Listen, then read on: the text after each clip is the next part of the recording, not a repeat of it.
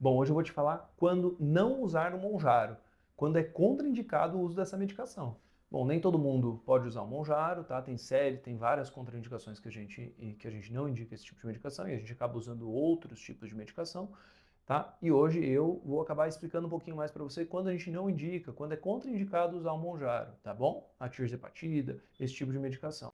Eu sou o Dr. André Andrade, sou médico, cardiologista, sou nutrólogo, estou formado há mais de 12 anos, trabalho já com emagrecimento, qualidade de vida. A gente já está aqui na clínica faz 6, 7 anos, a gente já tem mais de 1.000 pacientes atendidos e temos um resultado muito bacana, muito legal. E hoje, né, a gente já tem nosso canal no YouTube, eu peço para você curtir, se inscrever aí no nosso canal para a gente conversar mais sobre isso, emagrecimento, qualidade de vida, saúde, tá? De forma leve, de forma tranquila, mas com base científica, com conhecimento, tá? Explicando o que a gente costuma fazer aqui na clínica, quais são as nossas práticas e para poder agregar e trazer mais conteúdo de qualidade aqui para o YouTube. Bom, as principais contraindicações do Monjaro, de bula, né, que a gente não indica de forma alguma, são se o paciente já teve algum câncer medular de tireoide, tá? E se o paciente tem uma doença que chama neoplasia endócrina múltipla. Se esse paciente já teve esses antecedentes, a gente não indica usar esse tipo de medicação. Por quê, André? Porque teve alguns estudos em camundongos que poderiam, em doses muito altas da medicação, poderia ter esse risco de ter essas duas doenças. E aí, por conta disso, em estudos com animais, em doses muito altas, a gente não usa essa medicação se o paciente tem algum desses dois antecedentes, tá? Aqui na clínica, a gente teve um paciente meu que já teve um quadro, né, de neoplasia endócrina múltipla, e aí, por conta disso, a gente não pôde usar essa medicação, tá? Por conta dessa contraindicação formal. Então, essas são as contraindicações principais, né, mais importantes que a gente tem que se atentar quando a gente vai fazer uso dessa medicação.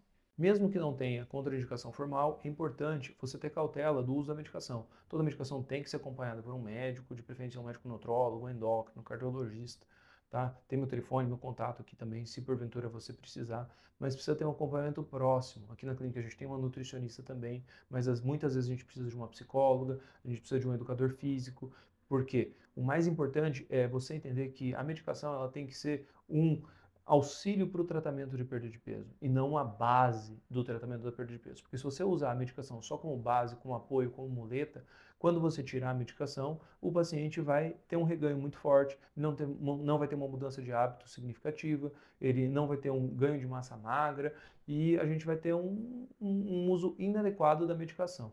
Tá? Alguns pacientes têm distúrbios gastrointestinais muito graves, e aí tem, às vezes, ressecções muito grandes de intestino, e aí tem, às vezes, problema de refluxo muito forte, ou, às vezes, o intestino muito lentificado por algum processo cirúrgico ou por alguma coisa própria do paciente. E os análogos de GLP-1, esse tipo de medicação, ele lentifica o fluxo, né, intestinal, ele dá uma gastroparesia, ele dá uma diminuição da parte de motilidade gástrica. Por isso que muitos pacientes, às vezes, têm azia, tem refluxo, tem esse quadro associado. Esses pacientes a gente tem que ter cuidado redobrado e um acompanhamento de perto para poder usar essa medicação de forma segura, porque eles já têm o intestino mais lentificado. Além disso, pacientes com pancreatite ou cálculo biliar, a gente também tem que ter um olhar diferenciado pelos riscos desse paciente na perda de peso. A gente sabe que se o paciente tem uma perda de peso muito vigorosa ou tem uma perda de peso bem significativa, ele tem mais chance de ter formação de cálculos biliares,